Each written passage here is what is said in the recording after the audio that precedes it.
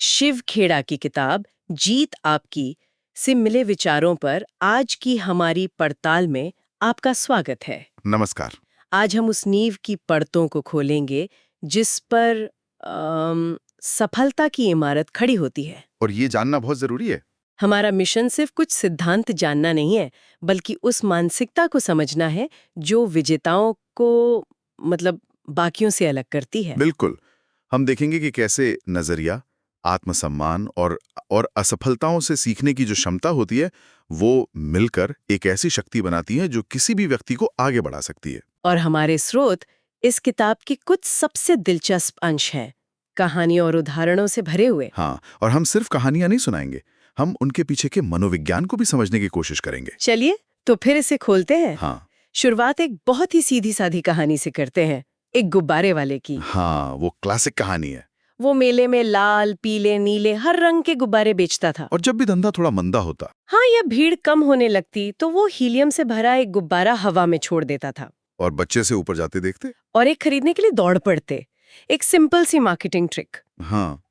एक दिन एक छोटे बच्चे ने पीछे से आकर उसकी जैकेट खींची। जब वो पलटा तो बच्चे ने बड़ी मासूमियत से पूछा, अगर आप काला गुब्बारा छोड़ेंगे तो क्या वो भी उड़ेगा? अच्छा। उस आदमी ने बच्चे को देखा, मुस्कुराया और बड़े प्यार से जवाब दिया।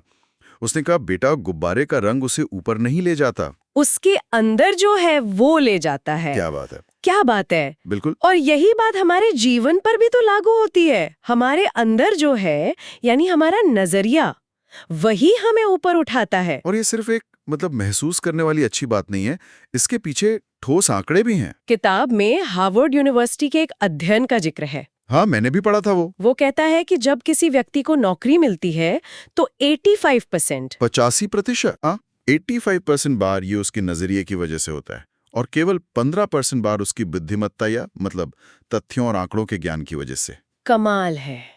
और सोचिए, हमारी शिक्षा का लगभग 100% हिस्सा उन तथ्यों और आंकड़ों पर खर्च होता है जो सफलता में केवल 15% का योगदान करते हैं। बिल्कुल सही पकड़ा आपने। सफलता की नींव वो नजरिया ही है। जैसे कैलगरी टावर का एक उदाहरण है किताब में। वो बहुत दिलचस्प है। उस टावर का कुल वजन है 10,884 टन, लेकिन उसका 60% हिस्सा यानी 6,349 टन जमीन के नीचे है। जमीन के नीचे।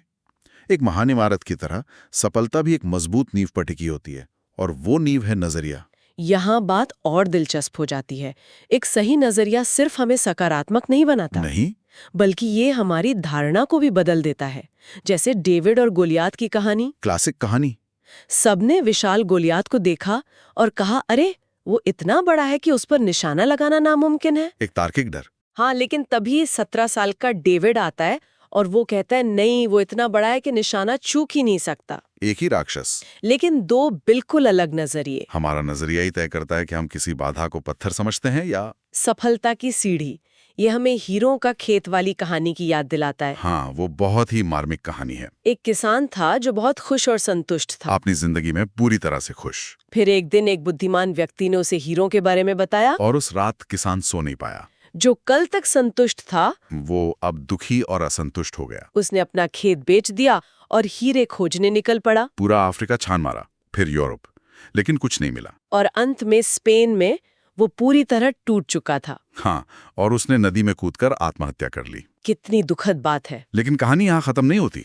नहीं, कहानी का असली मोड़ तो अब आता है। वापस उसके पुराने खेत में नए मालिक को खेत से गुजरने वाली एक नदी में एक चमकता हुआ पत्थर मिला। बस यूं ही एक चमकता पत्थर। हाँ, वो उसे उठाकर घर ले आया। और जब वो बुद्धिमान व्यक्ति वापस आया तो उसने उस पत्थर को पहचान लिया और कहा, ये तो हीरा है। और जल्द ही पता चला कि पूरा खेत हीरो से भरा पड़ा था। इस कहानी का सार यही है कि अवसर हमेशा हमारे पैरों के नीचे होता है, हमें बस उसे पहचानने की जरूरत है। जब हमारा नजरिया सही होता है तो हमें एहसास होता है कि हम सब हीरों के खेतों पर चल रहे हैं। तो अगर नजरिया सही है, हाँ। तो क्या सफलता की गारंटी है? शायद नहीं। ये एक बहुत जरूरी सवाल है। किताब कहती है कि हर सफलता की कहानी एक बड़ी असफलता की भी कहानी होती है। बिल्कुल। लोग सिर्फ एक तरफ की तस्वीर देखते हैं और कहते हैं कि वो व्यक्ति भाग्यशाली था। हाँ, सही समय पर सही जगह, लेकिन वो उस तस्वीर का दूसरा हिस्सा नहीं देखते। अब्राहम लिंकन को ही देखिए। उनकी कहानी तो अविश्वसनीय है। फल 22 में चुनाव हारे। 24 में फिर व्यापार में असफल। 27 में नर्वस ब्रेकडाउन। वे कई बार चुनाव हारे, लेकिन 52 साल की उम्र में अमेरिका के राष्ट्रपति बने। तो क्या हम उन्हें असफल कहेंगे? बिल्कुल नहीं। या वॉल्ट डिज्नी, जिन्हें कई अखबारों ने ये कहकर खारिज कर दिया था कि उनमें कोई प्रतिभा नहीं है। सोचिए जरा। और थॉमस एडिसन लाइट बल्ब बनाने की कोशिश में लगभग 10,000 बार असफल हुए। तो यहाँ एक दिलचस्प सवाल उठता है, ये लोग सफल क्यों हुए? क्योंकि हर बार जब वे गिरे वे वापस उठे। वो सिर्फ उठे नहीं, वे आगे की ओर असफल हुए, पीछे की ओर नहीं। वे अपनी गलतियों से सीखते रहे और आगे बढ़ते रहे। हर गलती एक सबक थी। ये बिल्कुल उस कैटरपिलर की तरह है जो तितली बनता है। हाँ।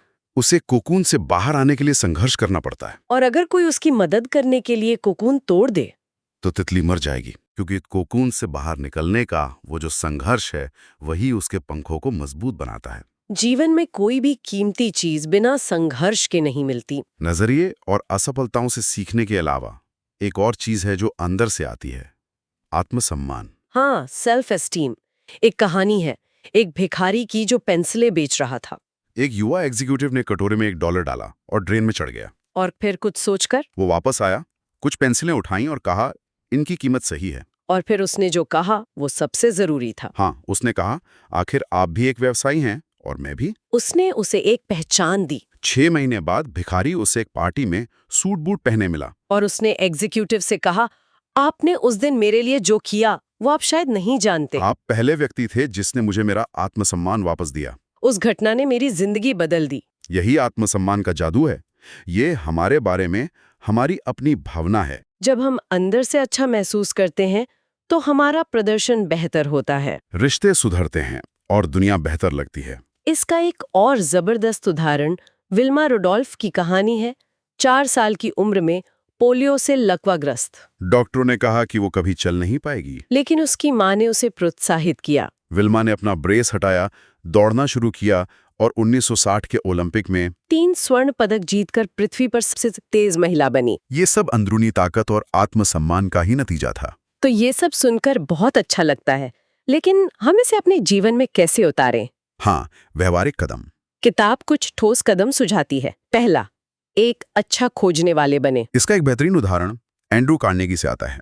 किसी ने उनसे पूछा कि वो लोगों के साथ कैसे व्यवहार करते हैं, और उन्होंने कहा, लोगों के साथ व्यवहार करना सोना खोदने जैसा है। 1 औंस सोना पाने के लिए आपको टन भर मिट्टी हटानी पड़ती है। लेकिन जब आप खुदाई करने जाते हैं तो आप गंदगी की तलाश में नहीं जाते, आप सोने की तलाश में जाते हैं। आपका ध्यान किस पर है? हमेशा लोगों और स्थितियों में सकारात्मक खोजें। दूसरा कदम है कृतज्ञता का भाव विकसित करना। अपनी परेशानियों के बजाय अपनी नियामतों को गिने। हम अक्सर उन चीजों के बारे में शिकायत करने पर ध्यान केंद्रित करते हैं जो हमारे पास नहीं है, और उन चीजों को भूल जाते हैं जो हमारे पास हैं। और एक तीसरा शक्तिशाली कदम है उन लोगों के लिए कुछ करना जो आपको पैसे या किसी और रूप में वापस नहीं चुका सकते। लेखक ने जेल के कैदियों को पढ़ाने का अपना अनुभव साझा किया है। जब एक कैदी ने पूछा कि उन्हें ये सब करने के लिए क्या मिलता है, जवाब दिया, जो एहसास मुझे अभी मिला है वो दुनिया के सारे पैसे से ज्यादा कीमती है। जब आप बिना किसी अपेक्षा के देते हैं तो ये आपके आत्मसम्मान को बढ़ाता है। तो इन सभी विचारों का क्या मतलब है? अगर हम सब कुछ समेटें तो सफलता कोई दुर्घटना नहीं है। यह अंदर से बनाई गई एक नींव पर टिकी है। एक सकारात्मक नजरिया, असफलताओं को सीढ़ी बनाने की क्षमता और एक मजबूत आत्मसम्मान। अंत में हम श्रोताओं के लिए एक विचार छोड़ना चाहेंगे।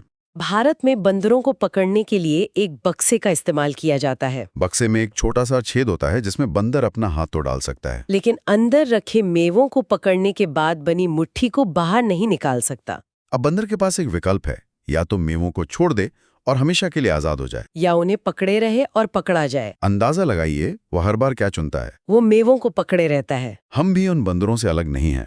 हम सब कुछ ऐसे मेवों को पकड़े रहते हैं जो हमें जीवन में आगे बढ़ने से रोकते हैं। तो आज का सवाल ये है, आपके जीवन में वो कौन से मेवे हैं जिन्हें आप सिर्फ इसलिए नहीं छोड़ रहे हैं क्योंकि आप उन्हें छोड़ने से डरते हैं?